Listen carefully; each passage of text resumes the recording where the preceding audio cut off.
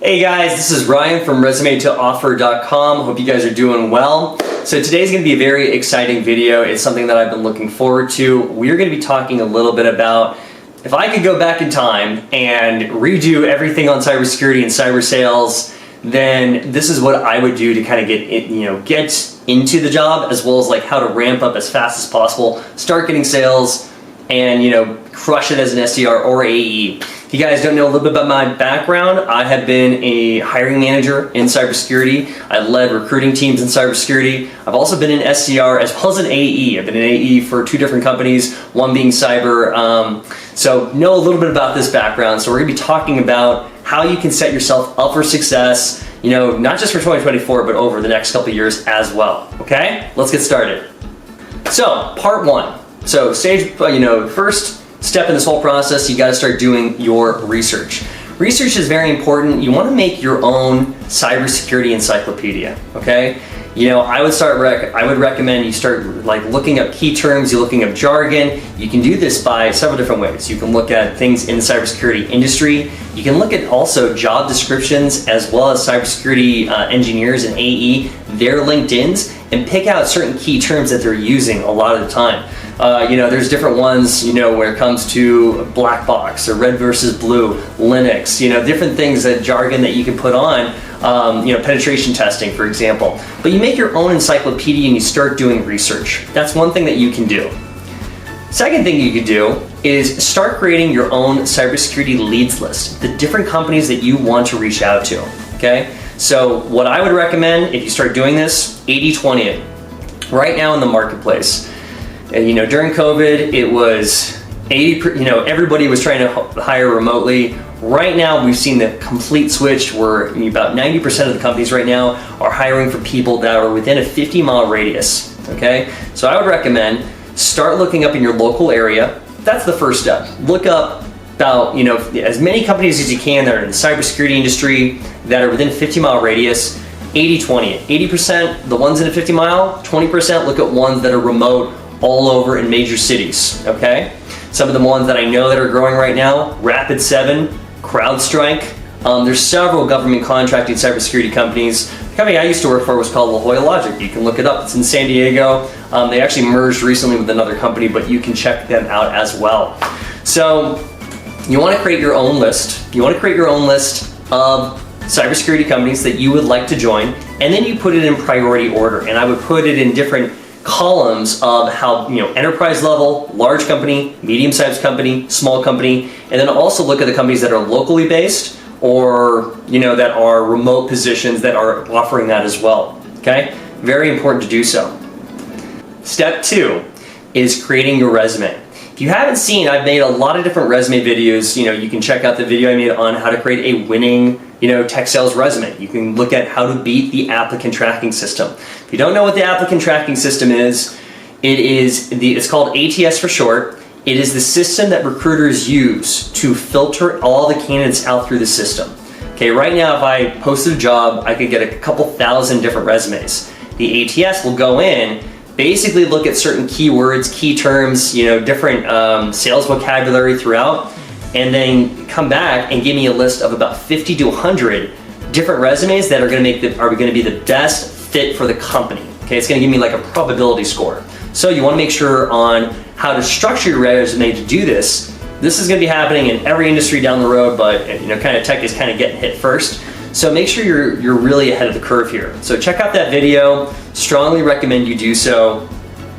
Okay. You can also use the free templates that I have. They're in the description below, as well as some other resources. But I give away a bunch of free templates that you can do, as well as some other resources to kind of plug into. So definitely check out the description. I would recommend taking notes. Okay. And there's three things that you want to make sure that you put on your resume. Okay. Number one is the sales vocabulary that you're putting on your resume. Okay. So for example, are you putting stuff like, full cycle sales, lead generation, appointment setting, email marketing, okay, closing ratio? Are you putting KPIs or OKRs? If you don't know what those are, add them to your encyclopedia and look them up. Those are terminology you should be putting on your resume. Second thing you want to make sure you're doing is looking at sales tools. Okay, so there's a few different sales tools on the market that are, really will help your resume stand out from everybody else. Number one is CRM. Okay, CRM, customer relationship management software. This is really important to have. If you've never done this ever before, if you've never used a CRM, start looking up HubSpot. Okay, HubSpot's a very easy one to go through to start learning this stuff. The second thing is LinkedIn Sales Navigator. Okay, LinkedIn Sales Navigator is also one that is used by every company in tech right now, for every salesperson. So if you have that on your resume, that's really good to have too. And the third thing is what's called kind of like an X-ray software. It's one that they use to find out the personal details of people, and there's several out there. Seamless, ZoomInfo, Apollo, Hunter, Interstellar. There's a few different ones, okay? ZoomInfo is obviously the most famous. Seamless is probably right behind it, but you can use any one of those. Those are really good to have as well, okay? So step 3, we're gonna talk about applying to companies. If you're applying to companies, number one, you want to start networking. Your network is your net worth. You want to be reaching out to about 2 different people a day, ideally who are also SDRs or sales managers. Try not to go for the sales director or the CEO. They are bombarded every day by so much LinkedIn, they basically just turned it off. But other SDRs, other AEs, you can definitely network with, and you want to be reaching out to them as well. The second thing is you actually want to be applying about 6 to 10 applications a day. If you do 6 to 10 applications a day, then if you do that over 30 days, you just did 300 applications. If you also follow up right after the application with a message to the hiring manager or sales manager or recruiter, right? You're making the next step of contact. This is a great method, just a very easy method. Obviously, I recommend checking out the entire course in higher levels, and you can check that out through the link in the description below. That gives you the full-on step-by-step, and there's over 6 hours of content on how to do this properly, and how to basically get the offer. Okay, so the next step is you want to make sure that you start learning a certain sales framework, okay? There's different methodologies out there. If anybody's ever heard of straight line selling, there's Grant Cardone, there's different sales techniques out there. You want to start memorizing a few different techniques on the market. And some ones that are currently in the tech sales: SPIN, S-P-I-N, BANT, MEDIC. The most newest one is NEPQ, Neuro-Emotional Persuasive Questions. That's a good one too. I've seen a lot of people get good sales from that. But you want to start learning about just sales in general and different sales methodologies. Start testing the waters and seeing which one resonates with you. I would recommend when you're doing your networking, ask the AE, ask the SDR, hey man, I'm trying to break into this industry, would love to get your opinion on this. What sales methodologies have you been using that you've seen work, okay? It's good to start testing out the different methodologies out there, and there might be other ones out there too, and then find the one that both resonates with you, as well as actually gets, closing, gets the results, gets it done. So you always want to be keeping track of your own metrics. Always keep track on a weekly basis and a monthly basis on hey, this is how many phone calls I'm making, this is how many, I'm closing that are getting to appointment setting, and then at the end of the day, you're doing hey, what worked and what didn't work, and what can I do to get better, okay? Very simple method that way, okay? Then we're gonna talk about certifications. So, certain certifications are worth more than others. If you're getting into the cybersecurity area, few things that you can do. Number one, it's good to have a certification. Obviously, I've talked about the higher level certification. It's tech sales training. You can definitely do that. I would strongly recommend either Tech Sales Ascension or SDR Accelerator. They do have an AE mastery course. It's very, very good. If you can do it, great.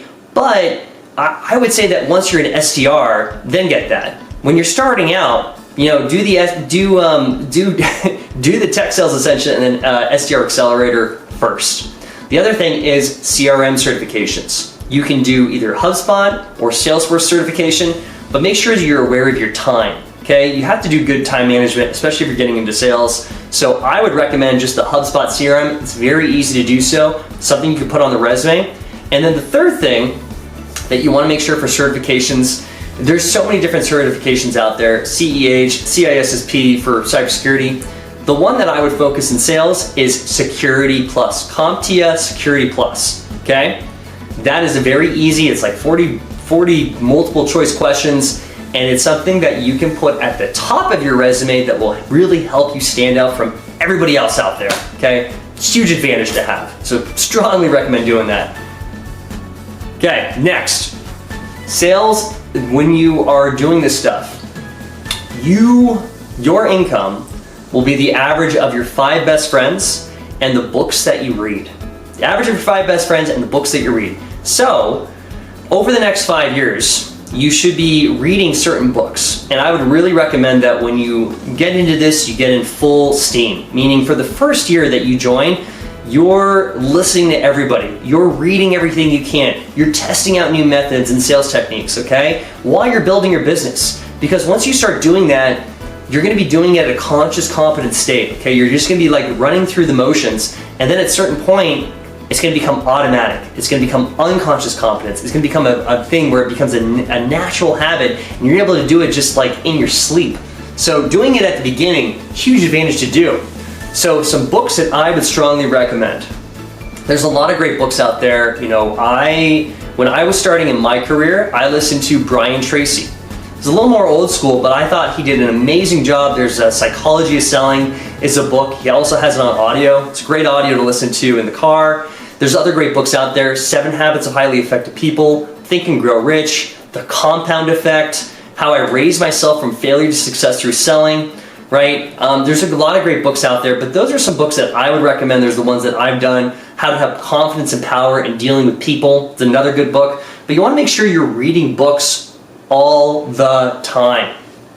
So the next thing we're going to talk about is your network is your net worth. You're going to be the average of the 5 people that you spend the most time around. Your personality will be, your income will be, so those are the books that you read. So the second part of that equation is the networking. Okay, you want to start getting into a local network. I would recommend 3 different networks that you plug into. Number 1 is your local network. Okay, some of my best clients, as well as like referrals and references, were people that I knew from my local stuff. I do a biohacking kind of meetup group that I do. I've done pickleball, I do CrossFit, back in San Diego, I had kind of a beach workout group, made a ton of contacts from that, but just being an outgoing social networking person, right? You're not afraid to kind of approach different people, strike up a conversation and just be friendly, right? So you want to have a good local group, as well as like the friends, the people that you hang out with. In my close inner circle, I have a few friends that come over routinely, that we hang out. Some of them are, one's an AE, another one, 2 are like, they're in the tech sales sphere. At least half of them are in the tech sales sphere. Some of them are a CSM, other ones are AE, but I hang out with them and we kind of talk about a few of these things, okay? Second one you want to do is a very specific to sales itself, okay? So you want to have a mastermind group that is specific to sales. This could be, and again, this is why I recommend higher levels. They do weekly group calls where everybody can jump on. You definitely talk about a lot of sales material and techniques, okay? Very strongly recommend doing that. The other one that you can do is kind of like a once a year going to a sales conference, okay? Either a conference that's specifically on sales, or it's something that has to do with your industry. So for example, if I was a real estate broker, I would look up number 1, conferences on sales specifically, and number 2, I would look up ones that are in the real estate area, real estate conferences, so you have the most updated information. You will learn a ton, you will network like crazy, as well as the energy of other people rubs off on you. You can look up the secret if you want to know more about that information, but very key to do so, okay? Number 3 is actually more general basis. It's good to have a general mastermind that's really into self-improvement in general, okay? The one that I do, it's called the Global Information Network. I've done it for a long time. It's one of my favorite groups. I've met tons of people all over the world from this, and I go to their conferences once in a while, and I've learned a ton of information from them. Strongly recommend checking them out, but also they actually give you a personal coach, a one-on-one personal coach to help you kind of like all the material. When I joined, they didn't have this, and now actually I am a coach in their program. If you want me to be your coach, I'd be happy to do so. You have to let me know beforehand, before you join. I have to kind of like let them know your application to have me be your coach. But that's something that you could do. And if not, if you don't want me to be your coach, or if you just want somebody general, then just join and you'll be automatically assigned one. Another good way you could go as well, okay? So something that I would strongly recommend is those networking platforms. Let's talk about the first 3 months. Let's say you get the job, you got the offer, this is awesome, you got the job to do so. First 3 months, a lot of people burn out very, very easily. They get overwhelmed. They start doing cold calling and they get massive rejection and they're like, oh, it's all me, what did I do? Okay, you have to definitely be aware of what this role really is. So what I would recommend is for the first 3 months, your focus is really just to understand the inner workings of the company, okay? What I mean by that is that you learn about the industry, you learn about the product line, you learn about the leadership, you learn about the script, okay? You learn about your time management sequence every single day. You learn about really memorizing the script and the objections and the closing and all that stuff, okay? For the first 3 months, just focus on mastering those aspects and getting one sale. That's it. Just focus on getting your first sale, okay? Make it super simple for yourself. The next 3 months after that, the next 90 days, then you start to really ramping up your sales ability. At that point, you're still not trying to be the #1 salesperson, okay? I would recommend trying to be between that 50 percentile and 80 percentile. Kind of like you're better than average, you're not real, but you're still taking your time, you're learning it, you're really just trying to master now just the sales development. You're trying to beat your own score. Make sure you're keeping your metrics, okay? Look at on a weekly, monthly basis, how am I doing every single day? If I do so many cold calls, how many are going to appointments? How's my revenue that I'm bringing in? What is my closing ratio? Which closing techniques are working? You want to make sure you're keeping track of all these elements. And then finally, after you have the first 6 months, we talked about that. The second 6 months, that's when you start to ramp up, okay? That's the one where now you're trying to aim for being one of the top 20% of SDRs in the company. If you become one of the top 20% of SDRs, you will become an AE in a very short amount of time, right? And that's kind of where everybody wants to be because that's where big money can be, as well as, you don't have to do so much cold calling anymore. It's a nice place to be at, okay? So strongly recommend you have that as your battle plan. When it comes to sales, my belief is that everybody should do sales at least once in their life, okay? This will make you, even if you don't do sales down the road, having sales, you have to interact with clients, you have to interact with leadership, you have to motivate your team. If you're gonna be a department head, even if you're a project manager, if you have sales components, it's really gonna make your life a lot easier. So I definitely recommend people do at least 2 to 3 years of sales at least once in their life to understand what your salespeople are going through, because they are the most important people. They're the ones who are bringing in income for the entire, they're the ones bringing in revenue for the entire company, okay? So you want to make sure what they're going through, as well as if your own skill sets, if you can sharpen those, it's going to help out every single area of life. Very important. So if you want to go beyond that, then if you want to do a career, then look at it long term. Keep yourself kind of in that mode of hey, I'm going to do this, if you decide to do sales, don't look at it as a 6 month or a 1 year, just I'm just gonna go in, make a bunch of money and then skedaddle, okay? You really wanna give it a good 2 to 5 year commitment. That I'm gonna really do this, I'm gonna make the most out of it, and then maybe after 2 or 3 years, then reassess and find out kind of where you are in your life, in your career, what else is out there, how's the market doing, all those little things. Am I making enough money? That's when you can reassess. You should be doing some self-reflection every week, every month, every quarter, but a hard 1 day, full-on introspection, you definitely want to do that maybe every 2 years. That's kind of I would say the sweet spot for hey, am I on the right track for career? Is this making sense? Okay? So, hope that was helpful. Hey guys, so I hope that was helpful. I hope it really helps you guys, take the next steps and to help you with your journey. If you're getting into tech sales or cybersecurity sales, all those things can really help you kind of change. So remember, going over your LinkedIn, going over your resume, I would recommend having those certifications at the ready. I would make sure making those lists of companies that ones you want to join, knowing the techniques on how to contact hiring managers. Obviously, if you guys want to schedule a one-on-one with me, I have a pretty good rate, 50% success rate of people who've done a one-on-one that got the target job that they wanted. Even just using those free resumes that I provide, when I did a poll, 10% of those people just using those free templates got a job. So I'd strongly recommend checking those out as well. And then the other things I recommended, look at your local, your general, and then very specific kind of masterminds. Okay, local, look at local, different conferences, things you can do. Try to set yourself up, I would say higher levels. It's a really good one. We've helped a lot of people do so. If you use the link below, you can get a free one-on-one with me, which is very invaluable to having a mock sales call, mock interview, help you with your journey. And then also I would recommend checking out the Global Information Network. This is one I've done for over a decade, gotten a tremendous value, and there's sales courses actually in there as well that I have not heard information through kind of anywhere else. So would strongly recommend checking those out. And then feel free to add me on LinkedIn as well. Happy to help out in any way, shape, or form, as well as even if you don't use any of those things and just want another connection, feel free to reach out. Would love to see what you got out of this video. So feel free to comment below, look at the description, look at some of those other resources. Feel free to reach out to me as well. And happy hunting,